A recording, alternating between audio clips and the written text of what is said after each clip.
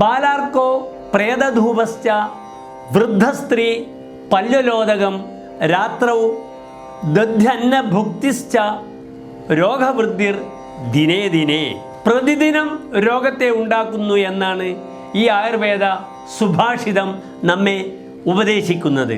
ബാലാർക്കഃ കാലത്തുള്ള വെയിലുകൊള്ളുക, പ്രേതധൂപ ശ്മശാനത്തിലെ പുക ശ്വസിക്കുക, വൃദ്ധ സ്ത്രീകളുമായി രമിക്കുക, ക്രീഡയിൽ ഏർപ്പെടുക, ചളിവെള്ളത്തിൽ കുളിക്കുക, രാത്രികാലം പാലിൻ്റെ ഉപോൽപ്പന്നങ്ങളായ തൈര്, മോര്, വെണ്ണ, നെയ്യ് ഇത് കഴിക്കുകയാണെങ്കിൽ രോഗവൃദ്ധി അന്നന്ന് ആ വ്യക്തിയെ രോഗിയാക്കുമെന്നാണ് സുഭാഷിതകാരൻ പറയുന്നത്.